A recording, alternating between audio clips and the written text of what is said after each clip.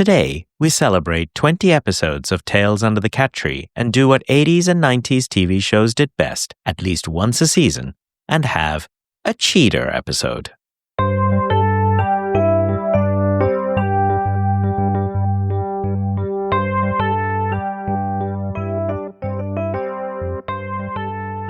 Hello, welcome to Tales Under the Cat Tree. I'm your host, Dupes. Each week, I pair a compelling piece of fiction or autobiography with bigger topics. Stories provide a lens into capturing and understanding history, technology, or business by connecting personal narratives to the wider picture. Please do take the time to subscribe here or on my Substack at tales.dupes.ca for more original writing and engaging interviews. When I was growing up in the 1980s in Hong Kong, we only had 4 television channels. Of these, only 2 were in English, ATV and TVB. My father refused to buy a VHS player, his reasoning being that I would probably spend too much time watching TV. To this day, I think it was because he was burned by VHS beating Betamax. As with every kid in my generation, I was glued to the TV at certain times of the day and week. There were Saturday morning cartoons, Sesame Street every weekday afternoon, and the famous syndicated Disney Hour on Sunday evenings. Without modern conveniences like YouTube, if you missed an episode during a long and arduous season of 25 episodes, your only hope was to watch it on videotape or wait for reruns. There was also the infamous quote-unquote cheater episode that many shows of that era created. Picture this. It's episode 18 of a Golden Girls season in the 1980s. Dorothy, Rose, Blanche, and Sophia are sitting around the kitchen table. Sophia brings up some ridiculous premise about her flight from Sicily, and therein ensues an episode made up of clips from previous episodes. This is a cheater episode. No new footage, cheaper production costs, and some ridiculous framing device for the clips. As I grew older, I noted that almost all the TV shows used this gimmick at some point in the season. There were the comedy shows that I watched with my parents, like The Golden Girls and The Cosby Show, while others were more aimed at me, like MacGyver, The A-Team, Riptide, and Hardcastle and McCormick, to name a few. Television in Hong Kong in the 1980s was a mix of American and British, but I don't remember if television shows from Canada, Australia, or the UK used this storytelling mechanism. I do recall watching Neighbours, for example. This came on every afternoon, and I remember watching youngsters Kylie Minogue and Jason Donovan very clearly before their music careers. Canadians would be surprised to learn that The Beachcombers would air on lazy Sunday afternoons, usually after televised lawn bowling, and someone will have to write in and tell me whether that show had such episodes as the cheater episode. I sincerely doubt that many Hong Kong people could make head or tail of what was happening in Molly's Reach. It's probably unsurprising that what I remember most about the Beachcombers growing up is a comedy sketch show in Hong Kong, making fun of it. So, for this cheater episode of Tales Under the Cat Tree, I will use the framing device of what it has taken to put out a weekly podcast of roughly 10 to 20 minutes by myself. After all, this was something I had never done before. Initially, my plan had been 20 episodes in total. So with this episode, I am considering a conclusion to my first season, done and dusted. In listening to this, you may have some ideas if you are also considering starting up a podcast. And at the end, I will talk about what's next. First, let's talk about recording a podcast. I've not sat behind a proper microphone since my radio days at CHMR-FM.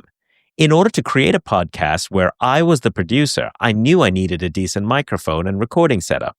After much online research and being cheap for an endeavor that had a high rate of failure, I decided that I would use the Rode PSA-1 Plus microphone arm with a Shure MV6 USB-C microphone. My first tests were promising. Now, my study room is not sound baffled, and I have 2 cats who I intend on becoming the stars of this podcast. There's sound from the air system, and occasionally someone is walking around as well. About 2 episodes in, I thought, hey, this is fun. Let's get a great mic. I went and bought and had in my possession for exactly 12 hours a Rode NT1 condenser mic. It's a great mic.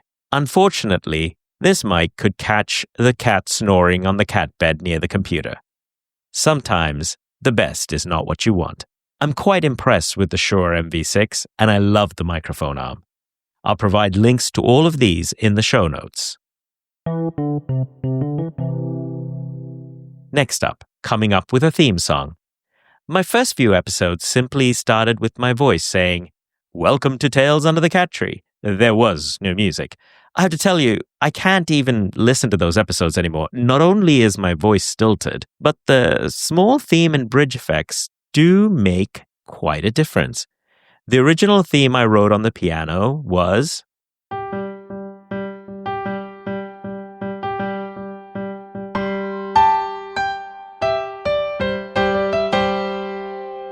and this was transformed by GarageBand on my Mac to the current theme song.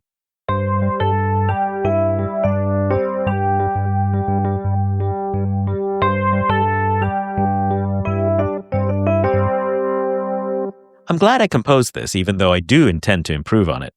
My second plan was to use an audio service, such as the one I used for my audio version of the short story, Saving Mr. Mendes. This was Artlist. I figured, along with all the sound effects that they had provided for me, they would have lots of songs that I could adapt as a theme. If you are a podcaster and want to use such a service, please read the terms of service carefully. While you can use sound effects during your license term, there is an explicit prohibition of using their audio in themes or similar in most services. And now we come to interviewing for a podcast. I haven't done live interviews since I was on the radio in the 1990s at CHMR-FM. I'm not even sure I was a good live interviewer back in the day. For doing interviews, such as with Riikka Loisamo, the CEO of The Shortcut, I use Riverside FM. This is a great service as you can get each person as its own separate track, which I can then load into Audacity where I do all the mixing for my audio. However, you can tell in episode 6, entitled The Shortcut and Enlightened Immigration, Riikka's mic and room were not great, and I didn't know how to deal with it at all. Here's the original. So that's one of the reasons why we have started also this really big attitude change campaign. We want to make Finland more open society and nation that is welcoming the international talents who are already here or who are arriving to Finland, and who is also as a society who helps these people to find their own meaning here. Now listen to a version I did for this episode to test Auphonic, a service introduced to me recently by one of my colleagues. We want to change Finland. So that's one of the reasons why we have started also this really big attitude change campaign. We want to make Finland more open society and nation that is welcoming the international talents who are already here or who are arriving to Finland, and who is also as a society who helps these people to find their own meaning here. You can tell how amazing AI can fix certain audio. For recordings done outside, I have started to use the Rode mobile mics. You can hear their use in my recordings of Kai Arno in episode 16 about MySQL, MariaDB, and AI, and episode 17 on Project Frederica. Regardless of how you record the audio, I can highly recommend Auphonic to fix the audio. I really like their pricing structure because for someone like me, I'd rather pay by the hour than monthly. The topic of everyone's mind is, of course, AI. So what about AI in Tales Under the Cat Tree? As you can imagine, if I combine my day jobs with my writing, most of which you don't see, and podcasting, being the full-time producer and audio engineer is no small task.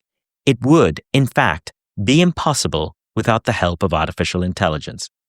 As I have already mentioned, I use AI to clean up the audio with Auphonic, though I have also used Riverside FM and Adobe Podcast. However, cleaning audio is one thing. Creating the full interview audio is another. When you interview someone, there are always cuts that you need to make, and we talk about any number of different things, much of which must be removed. My first edits, such as with Rika for episode 6, took a full day to get right. My next interview with Dr. Erwin Wagentin for episode 8 on the emotions of autobiography took barely a couple of hours, and my final with Derek Sidebottom on episode 18 about My Parent Cafe took only an hour. I take the transcript as created by the Whisper.cpp models on my Mac and then ask Gemini to restructure it into a coherent interview with timestamps where I should edit. This gives me a pretty good idea of how to make the edits, though in the end, it is down to how I feel once I get into it. And finally, the future of Tales Under the Cat Tree. At the end of 21 episodes, which is about the same number as a season of 1980s television, I need to look forward to season 2. I didn't know what I wanted out of this podcast, and it shows. I've experimented with themes, structures, publishing times, and formats. The criticism I've received reflects the same. You don't know what to expect, and I don't have a format to stick to. Going forward, each week, I will pair bigger topics with a compelling piece of fiction or autobiography. I sincerely believe that stories provide a lens into capturing and understanding any topic, whether that be history, technology, or business. And with this, I can connect personal narratives to a wider picture. This means more episodes, such as episode 10, where I wrote a story called To the Lands of Milk and Honey to illustrate management styles, or episode 15, From Russia Without Love, which had a story about Stalinist purges by Dr. Erwin Wagentin, followed by an interview. This means more original writing and biography paired with interviews and topics around an episodic theme. Thank you to everyone who has helped me thus far. You are too numerous to name. I hope you will join me and stay with me on this journey. In fact, I hope you will contribute. Everyone has or knows someone with a story. Please come along on Tales Under the Cat Tree and let me help you tell yours.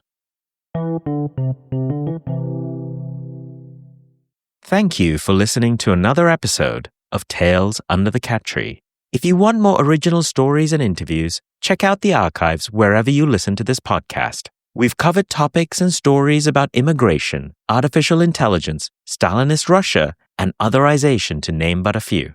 If you have fiction writing you want to feature, or have an interesting story to tell, or know someone who does, please do get in touch with me. This podcast will always be free. Support our work by subscribing and sharing with those who might care. You can reach me through email, contact@dups.ca, Blue Sky @dups.ca, or on my Substack at tales.dupes.ca. The intro music is composed by me. Give your pet a cuddle and your loved ones a hug till we meet again for some Tales Under the Cat Tree.